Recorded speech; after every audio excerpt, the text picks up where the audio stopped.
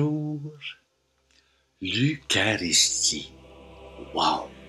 Je suis conscient que ce sujet est très délicat dans l'Église catholique.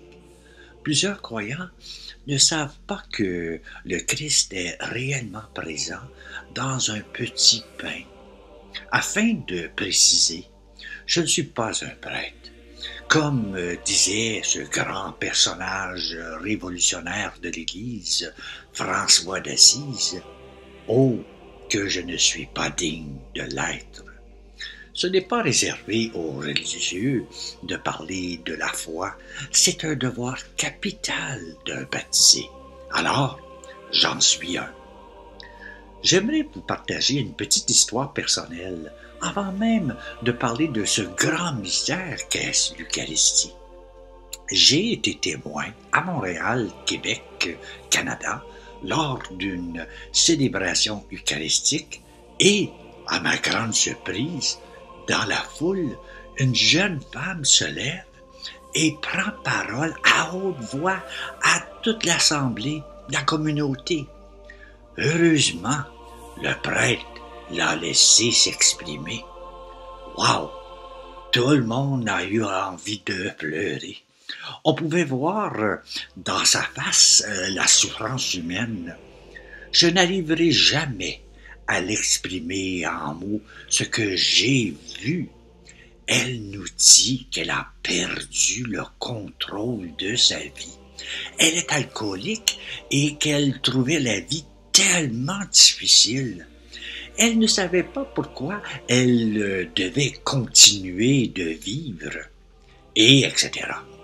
Imaginez-vous, elle nous demande la permission d'aller communier, de recevoir le pain, l'Eucharistie. Oh là là! C'était la dernière chose qu'on pouvait s'imaginer. Un silence que vous ne pouvez vous imaginer. Heureusement, et heureusement, le prêtre n'est pas entré dans un discours qui finit plus et que personne ne veut écouter. Il lui dit, « Viens, viens, Dieu t'attend. » C'était le bout de tout, car la communauté chrétienne, naturellement, dans notre cœur, on a tous parlé à Dieu. J'espère que le pain, l'Eucharistie, ne vous est jamais refusé. Ce serait pour moi la fin du monde pour la foi. C'est quoi l'Eucharistie pour certaines églises chrétiennes? C'est le repas qui renouvelle le geste du Christ à la dernière scène. C'est le sacrement, qui veut dire présence de Dieu, et qui contient réellement le corps et le sang du Christ sous les apparences du pain et du vin. Incroyable, hein? Possible? D'abord, je n'ai rien inventé ici. Le mot Eucharistie signifie action de grâce. C'est le peuple qui rend grâce au Père par son Fils dans l'Esprit pour le don qu'il nous fait de sa vie. L'Eucharistie est la source et le sommet de toute la vie chrétienne. C'est par l'Eucharistie que nous est donnée la vie de Dieu, le pain de la route. Recevoir le pain de Dieu nous invite à partager notre pain avec nos frères et sœurs en l'humanité. L'Eucharistie structure la vie chrétienne. Elle la ponctue. Elle est la respiration dans la vie spirituelle.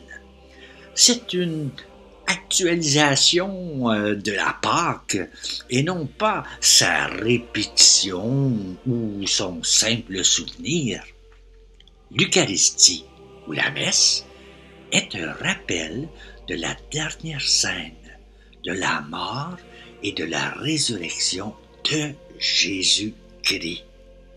Une dernière réflexion qui vient de Jean Chrysostome, qui est né à Antioche, aujourd'hui la Turquie, entre 344. Il est considéré comme un des pères de l'Église. Il dit alors ceci: lorsque nous nous unissons à Jésus-Christ dans ce sacrement, ce repas, nous ne faisons plus qu'un même corps et une même chair avec lui.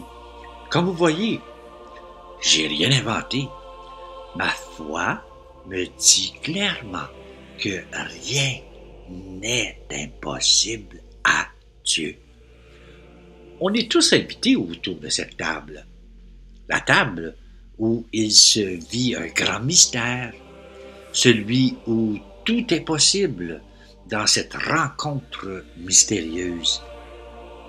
Qui on rencontre? Bonne question, n'est-ce pas? Bonne journée à toi.